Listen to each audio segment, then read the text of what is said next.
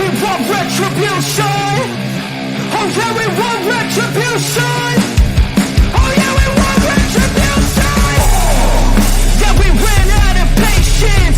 Boil up with a cold hard hatred.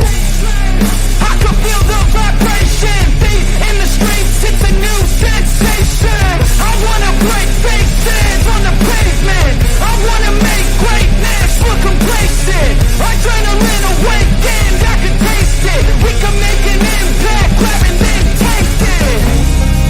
Like a disease, bring them to their knees.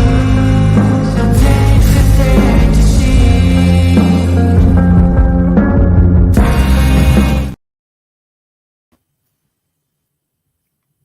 Hello, welcome to another episode of the Dark Glitter Sessions. I'm your host, Jaime Bennett. This is a very, very special episode. It's not going to be an easy episode to host. It's not going to be an easy episode for you all to listen to. So viewer discretion is very strongly advised. This is Suicide Awareness Prevention Month, and I thought in honor of that, I would do a special episode of the Dark Glitter Sessions for you all. And being that this show is about musicians and the lifestyle of musicians and their history, I thought that it would be good to do an episode about Chester Bennington and Chris Cornell. As you know, they checked out of life too soon in life. Very, very tragic circumstances.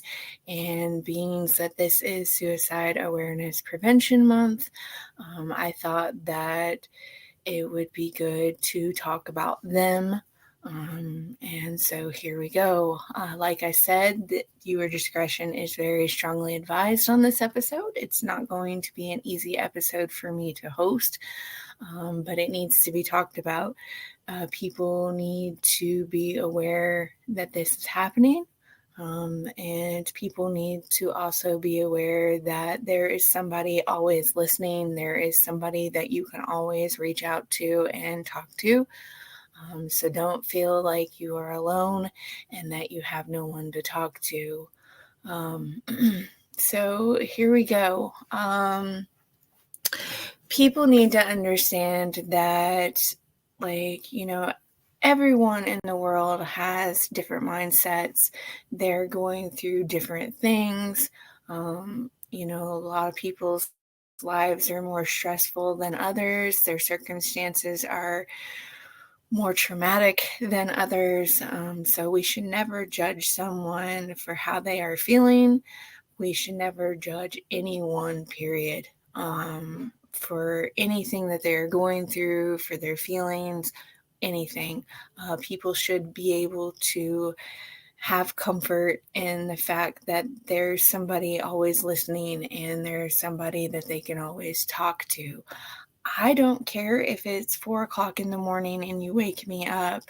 I would much rather you wake me up out of my sleep and me lose some sleep, talking to you versus losing tears by going to your funeral.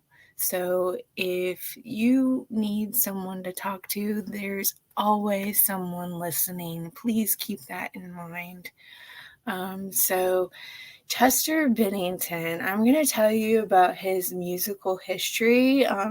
For those of you who don't know who he is in the music industry, if you don't know who he is, shame on you. Just kidding. He was an amazing vocalist, an amazing artist, very, very creative, and I grew up listening to his music. I listened to his music in college. Chester Bennington, if you don't know who he is, who he is, he was the front man for Linkin Park. An incredible human being, just I loved his music so much. I loved Linkin Park's music. I loved the lyrics so much. And if you go back and listen to the lyrics, you can kind of read between the lines and realize that, he was depressed. And a lot of that came through his melodic lyrics. Just very, very tragic, very, very tragic ending to an amazing human being's life. Like, he checked out of life way too soon. And I cried when I heard the news that he had passed away. It was just really, really awful.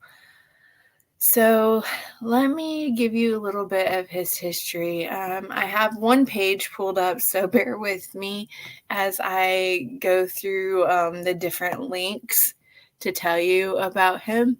But this, of course, comes from wikipedia.org, where I get a lot of my information for this show on. So this is going to be in quotations, and it's coming straight from wikipedia.org. Of course, Chester Bennington.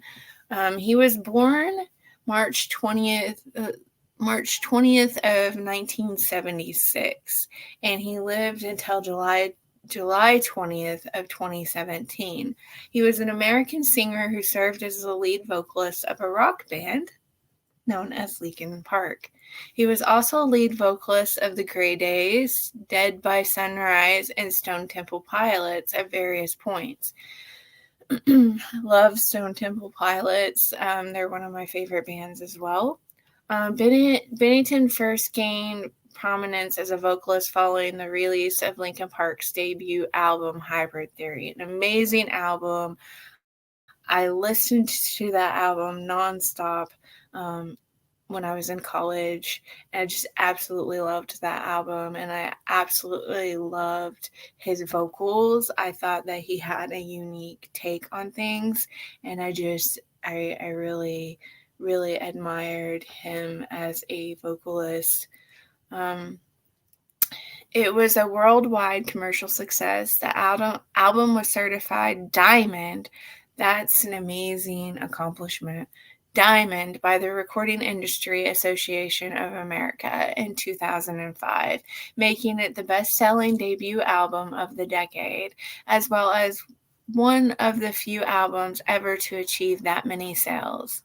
He had continued to serve as the band's lead vocalist for their 6 studio albums, from Metamora, I can't even pronounce this, I'm sorry, Materia. There we go. I will get it right eventually. We all know I'm infamous for mispronouncing things. I apologize.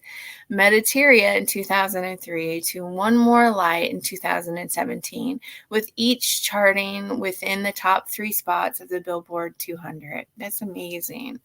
Bennington formed his own band, Dead by Sunrise, as a side project in 2005. The band's debut album, Out of Ashes, was released on October 13th, 2009. He became the lead singer of Stone Temple Pilots in 2013 to release the extended play record High Rise in October 8th of 2013 via their own record label. That's awesome. Playpen, but left in 2015 to focus solely on Linkin Park. As an actor, he appeared in films such as Crank in 2006, Crank High Voltage in 2009, and Saw 3D in 2010. Bennington struggled with depression and substance abuse for most of his life. Starting in his childhood, on July 20th, 2017, he was found dead at his home in Palos Verdes Estates, California. The coroner concluded that he had died as a result of checking out of life by hanging. Hit Parader magazine placed Bennington at number 46 on their list of the top 100 metal vocalists of all time. Bennington has been ranked by several publications as one of the greatest rock vocalists of his generation.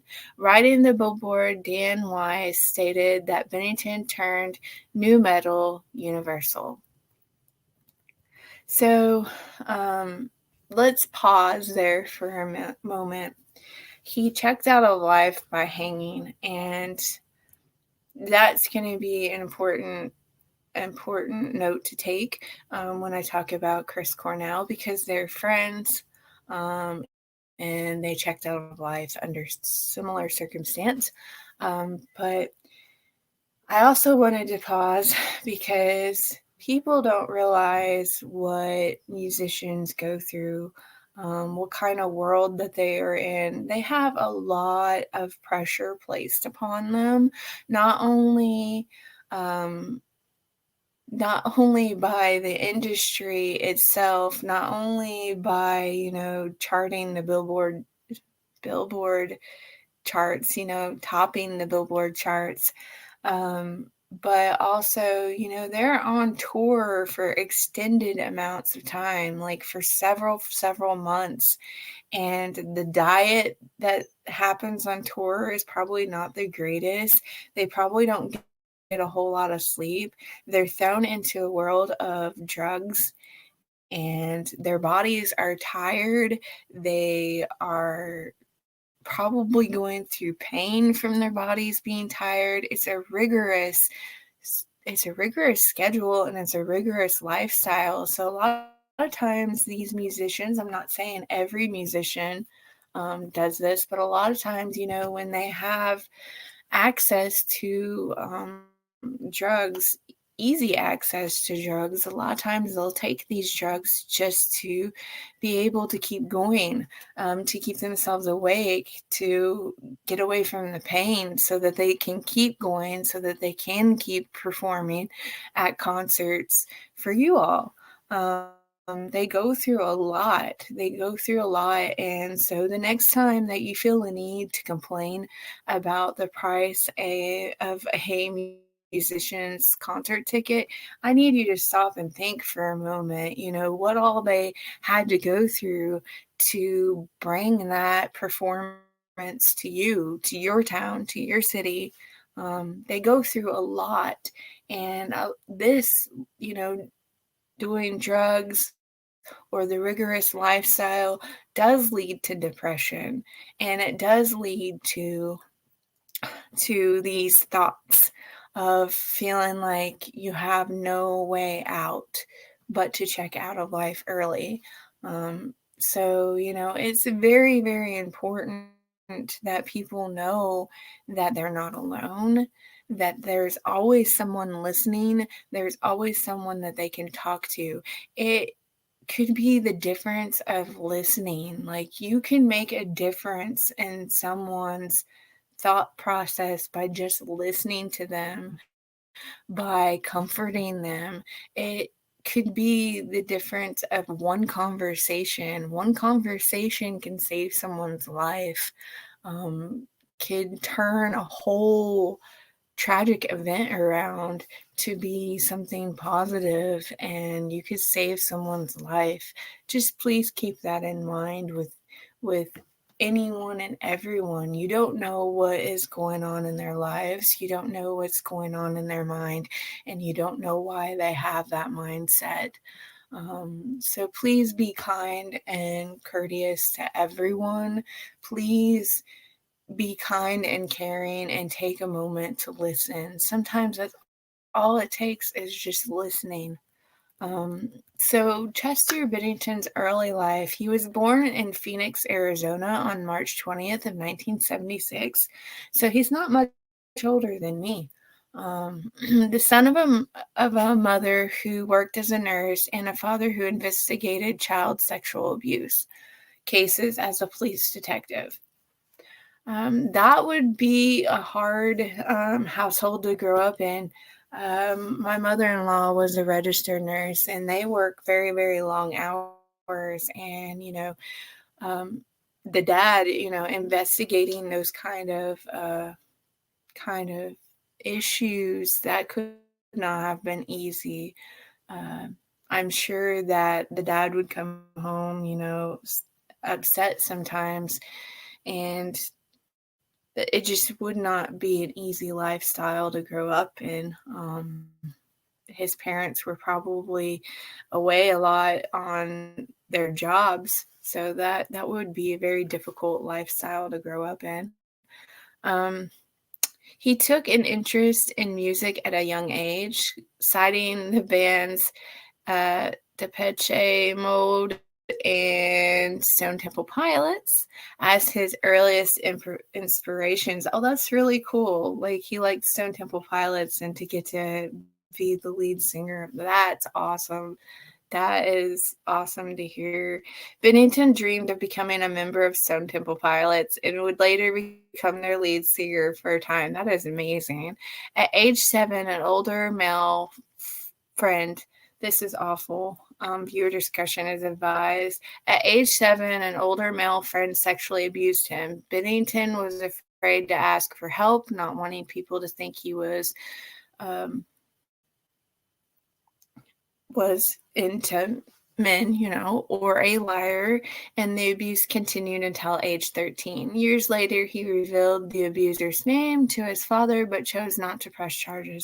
That would be very, very difficult, especially since his dad worked in that field. That would be extremely, extremely difficult situation to go through, and I hate hearing that. I'm reading this all for the first time, right along with you all. Like, I'm reading it to you and I'm finding it out for the first time, because I never really explored or read the history of Chester Bennington's life before. I just knew that he was an amazing vocalist, and so I never really looked up his history before, and that's really, really sad to hear. I'm sorry that he had to go through that. That would be enough to make you depressed.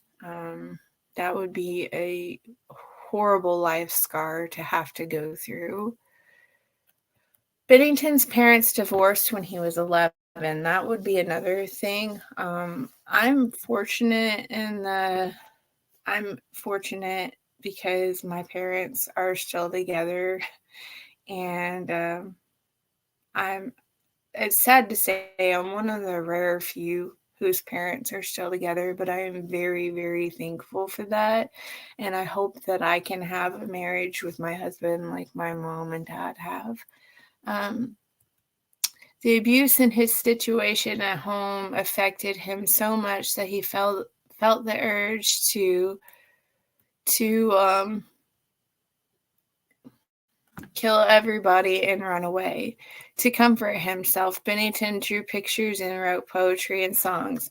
I have said this before. I've been depressed when I was younger because I went through a lot of things in my college years, and I went through weight gain problems and not feeling comfortable in the skin that I was in. And so I totally understand that. I turned to poetry and music to help combat my depression. And I also turned to artwork. After the divorce, his father gained custody of him. Bennington started abusing alcohol and various drugs. I'm not going to list them. He was bullied in high school, stating in an interview that he was knocked around like a rag doll at school for being skinny and looking different. In 1993, at the age of 17, Bennington moved in with his mother. He was banned from leaving the house for a time when she discovered his drug use. He worked at a local Burger King before starting his career as a professional musician. So right there, that tells you that, we don't know what people are going through. We don't know why they feel the way that they feel. And we don't know why, why they are having the thought process that they are having. So here I'm going to talk about how he checked out of life early. And I don't like to use the S word because I'm trying to be respectful. And I will use it in the title because it is Suicide Prevention Awareness Month. But when I say check out of life, that's what I mean. I'm trying to be more respectful and respectful to YouTube and the YouTube audience, as well as you watching on Facebook and just watching the show in general. So He was found dead at his home in Los Angeles on July 20th of 2017. The coroner declared that he took his life, checked out of life, by hanging. Fans made the connection that his death occurred on Chris Cornell's birthday, who also had checked out of life by hanging. In May 2017, months before his death, Bennington opened up about his struggles with mental health. Everyone, there are so many people who struggle with mental health for one reason or another. We don't need to judge people for feeling the way that they feel, and people need to feel comfortable reaching out to other people. Like I said, I would much rather, a friend or a family member, if they're going through this, to wake me up at 4:00 in the morning and I lose sleep, rather than attending their funeral. It's just, it can make the difference. Like, one conversation can turn somebody's life around. One conversation can make the difference between life and death.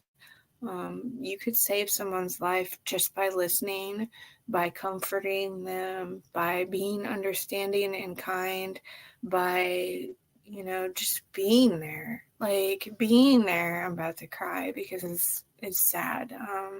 It's really sad. This is a sad topic to talk about, and it is, yes, it's uncomfortable. It's hard to talk about, but it needs to be talked about because I just want people to know that there's always someone listening. There really is always someone listening. They have like different links on here, and some of these I don't feel the need to go into because some of them are just kind of rude, in my opinion. Who cares how rich he was when he passed away? It doesn't matter. Of course, I don't know if Linkin Park, yeah, I think that they do have a different singer, but it's never going to be the same without Chester Bennington, because you can't replace people. People cannot be replaced, not replaceable. It's just never going to be the same without him as the lead vocalist, because an amazing, amazing, amazing human being. Just very, very talented. Chester Bennington also had children, which makes this even more tragic, because he was leaving children behind and he was leaving a wife behind. And it's just really, really, really sad. And like I said, Chris Cornell and Chester Bennington were friends, so that might have had a lot to do with, the tragic death of Chester Bennington, the fact that Chris Cornell checked out of life way too early. So that is Chester Bennington. Like I said, an extremely talented vocalist for Linkin Park. I got into metal music because of Linkin Park and a band from Atlanta, Georgia called Injected. That's a big reason why I moved to the Georgia area. I'll give you a little bit of history of this show to kind of lighten up the mood a little bit before I talk about Chris Cornell, because it is hard. It's very hard to talk about this. So let's lighten the mood just a little bit for a moment. I started this show because I love metal music. I love singing metal music, and a lot of people are surprised by that. Motionless in White, I have mentioned this several times. Motionless in White is my favorite band of all time. I just absolutely adore Motionless in White. I adore Chris Motionless. He's an amazing lyricist, an amazing vocalist, and my dream would to be for, not to call anyone out here, but my dream would be for Live Nation to approve my press passes so that I can take my professional photography. It's not my first rodeo. I have done it before. I have taken photos of musicians. I have interviewed mainstream musicians on the radio. This is my degree. This is what I do. This is what I want to do for a living. I have a degree in this, so it's not my first rodeo. I've been doing this for 20 plus years, and I really wish that Live Nation would approve my press passes so that I can go in and take photos with my professional camera. It's not my first rodeo. I put in for press passes for Motionless in White on October 13th of this year. They're going to be playing at the Coca-Cola Roxy again in Atlanta. And I'm really, really hoping and keeping my fingers crossed that Live Nation approves my press passes, but I'm not holding my breath because I have put in for so many press passes and I have not had any approved yet. But that's the reason why I started this show, is because I love metal music, and Linkin Park and Chester Bennington kind of started that love of that kind of music for me. Rage Against the Machine is another one that started it for me. Smashing Pumpkins, like all of those bands kind of started it for me. And odd to say, you all are going to get a kick out of this. Trans-Siberian Orchestra playing with one of the heavy metal bands for an award show. Oh, why can I not think? Metallica. Oh my gosh, what is wrong with me? Metallica. Trans-Siberian Orchestra played with Metallica on an award show one time, and I was hooked from that moment forward. I was hooked on metal music because I'm like, that is so cool that they're taking classical music, like Beethoven style music, and mixing it in with metal music. That's just mind. When I was like, I think it started when I was like 13, maybe I don't know, maybe younger. But it blew my mind. It absolutely blew my mind, and I loved it. I loved it so much that I became a metalhead, and that's why I created this show. I created this show so that I could talk about people like Chester Bennington and Linkin Park and Metallica and Motionless in White and countless other amazing bands. That's why I started this show. And if you didn't notice, I changed the intro theme song. The person who actually sings the theme song and does a lot of the theme songs for my shows, copyright free music, an amazing musician known as Nefex. He's coming to Atlanta, I believe, in October. I really, really, really, really would love to meet him, and I would love to see him, but I don't have the money to go to that concert. Not necessary. I always say that, if you want to send a tip to the show, or if you are interested in sponsoring the show, that's cool. I will leave my Venmo and PayPal on the info for the show, but it's not necessary by any means. I never expect tips or money. I just do this show because I'm very passionate about music, and I'm very passionate about metal music. So that's why I do this show. All right, so we went off on a tangent enough, but I wanted to, kind of calm my emotions down before I go into talking about Chris Cornell, because like I said, this is a very, very hard topic to talk about. But it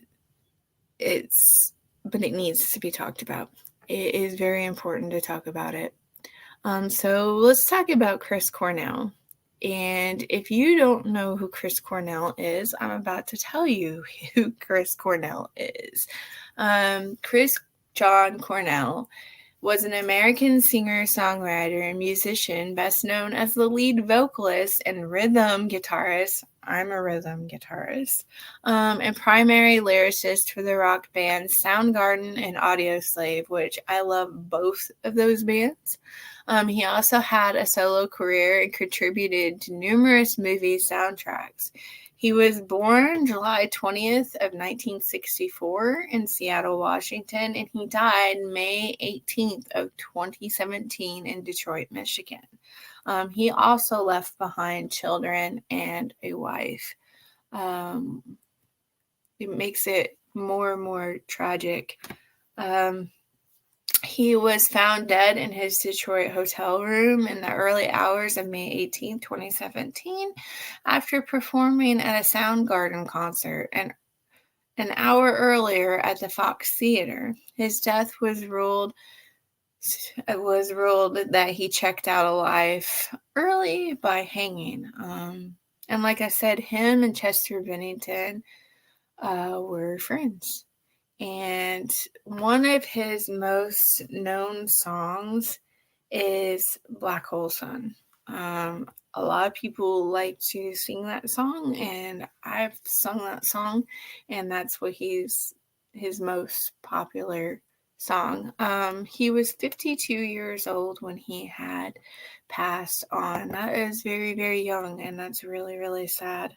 An amazing artist, an incredibly talented artist, and it just makes me really, really sad. And it's more tragic that he left kids and family behind. A lot of times people ask, how can someone do that, especially since they have kids.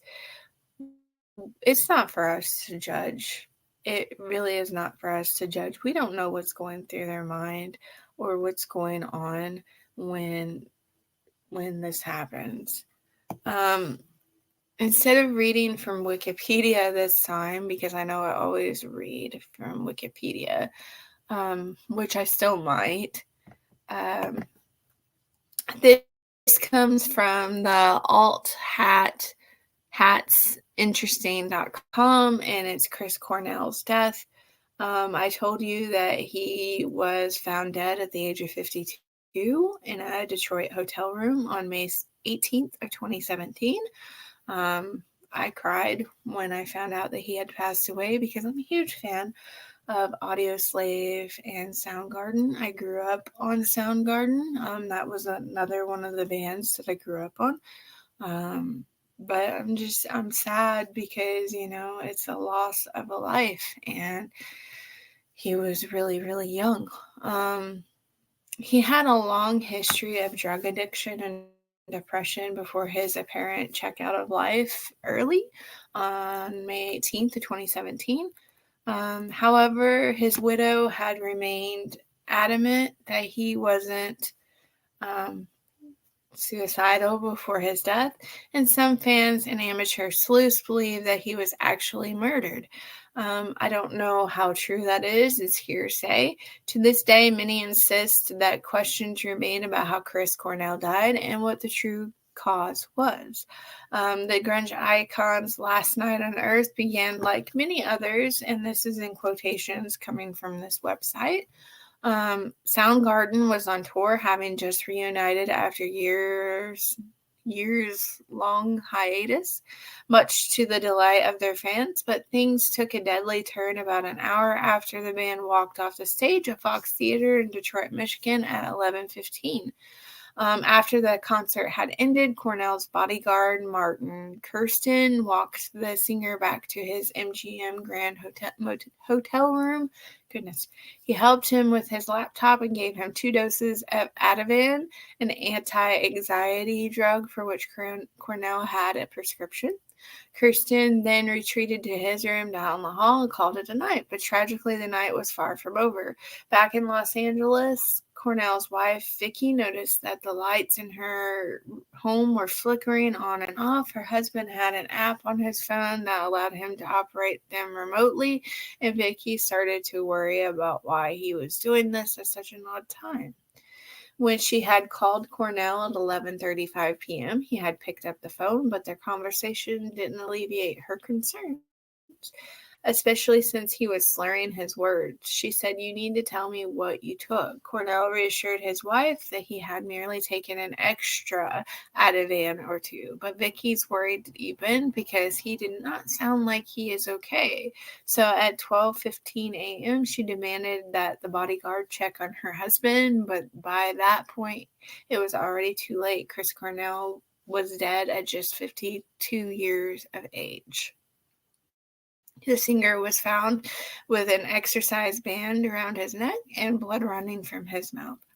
While his death was ruled that he checked out of life too soon by hanging, fans began to suspect foul play. They thought the amount of blood found at the scene was strange for a hanging. Meanwhile, his grieving family blamed his doctor, who allegedly overprescribed him with dangerous medication.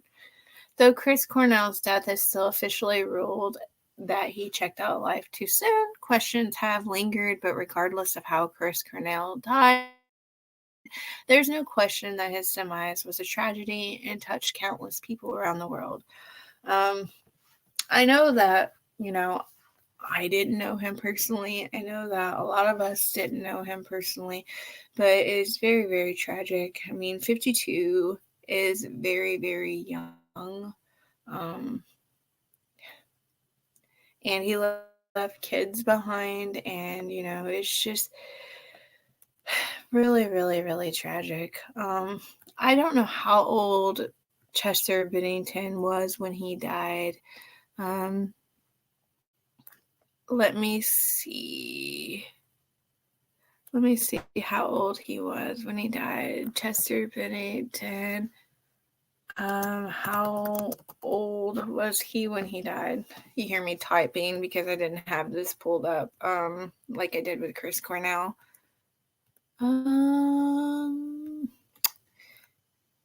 Let me see.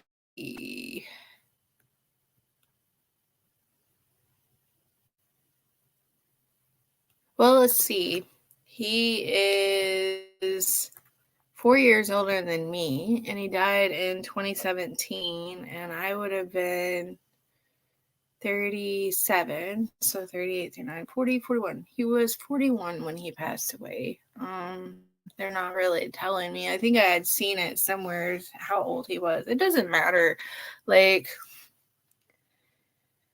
him and Chris Cornell were way, way too young when they checked out of life, and it's just very, very tragic circumstances. But it's not up to us to judge why they did what they did. It's not up to us to judge how they were feeling, what was going through their mind. We will never know. We will never know what was going through their mind, their thought process, and as to why this happened.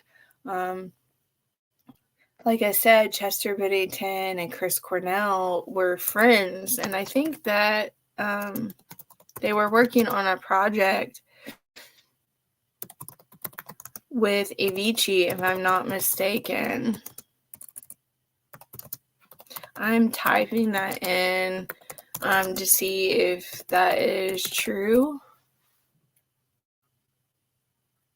No, it was an accusation. People said that they were working on a project. I thought I had heard it somewhere, but it's not facts. It says that they were not working on a project. Social media users had claimed that. Avicii is another one of those musicians that checked out of life way too soon, and a brilliant musician, but I will talk about him at some other point on some other show.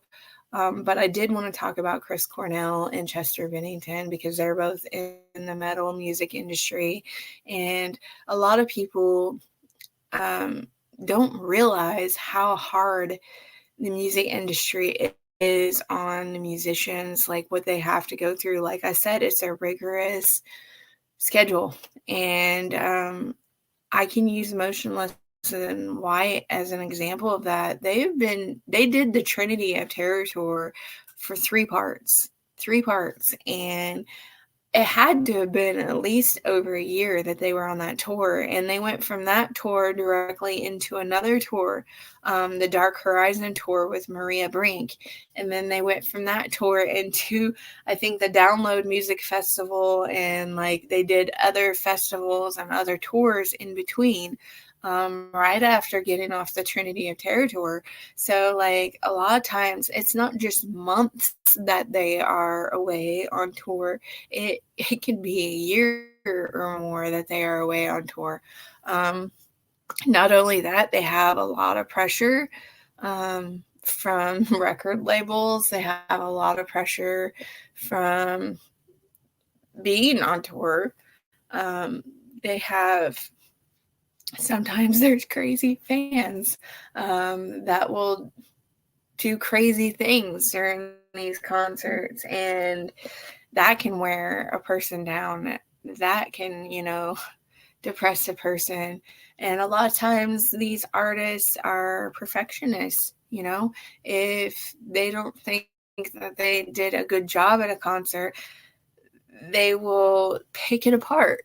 I'm not saying every musician does that, but there are a lot of things that go on in the human brain, and the only person who knows what's going on in their brain is themselves. So like, we can never say why a person does what they do in life. Just be kind and understanding.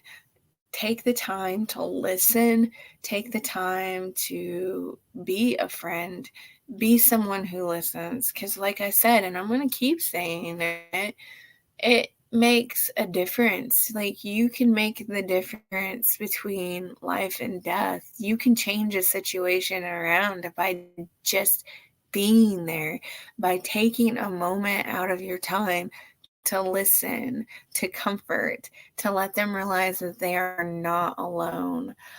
Since this is Suicide Prevention Awareness Month, I'm going to give you the crisis hotline number. I should have had this pulled up. I apologize. Again, I'm feeling under the weather again today. I just can't seem to get a break with my allergies, and I just got over COVID not too long ago, and it has been a struggle with my allergies and stuff. So 988 is the number that you that goes to the Suicide and Crisis Lifeline. You can look this up on www.samhsa.gov/find help. And like I said, 988 is the Suicide and Crisis Lifeline. So, there's always someone willing to listen. There's always someone there. Please text 988 if you are feeling this way. Please text 988, or you can chat at 988lifeline.org. Again, call or text 988 or chat 988lifeline.org. Realize that you are not alone, that there is someone always there to listen to you. This episode was very, very difficult for me to host, was very, very difficult for me to talk about. I hope that it has been informational and educational, and that it helps someone. I really, really hope that I have helped someone by bringing this topic to the forefront, by talking about it. We need to make it more comfortable for people to talk about, so that they don't stay silent, so that they can get help. I don't want people to stay quiet. I don't want people to stay silent. If you need to talk to someone, please talk to someone. Don't shy away from that. Don't feel ashamed. There is no shame in talking to someone if you need help, if you need someone to listen to you, if you need to talk to somebody, if you need company, if you need, comfort, if you need a hug, if you need to drink tea or eat ice cream with someone, just, reach out. Please do not stay silent. Reach out and talk to someone. And like I said, I hope that this program has been informational and educational, and I hope that I have helped bring light to this subject, and I hope that I have helped someone. Until next time, catch you all on the flip side. Did you know that thousands of Californians have retired in luxury on the beach in San Felipe, Baja California?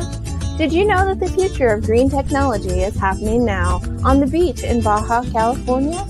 That you can own a beautiful sea view home for a fraction of what it would cost in the U.S.? Did you know that the cost of living is 1/4 the cost of what it is here? Discover Rancho Costa Verde, an amazing cutting-edge green community on the beach at prices you haven't seen in your lifetime. Not a lease, not a timeshare, full ownership home sites with 180-degree sea views starting at only $22,500, with terms and financing that make it affordable for almost anyone. To receive additional information and learn how you can visit the property, call 1-800-211-7400. Call 1-800-211-7400.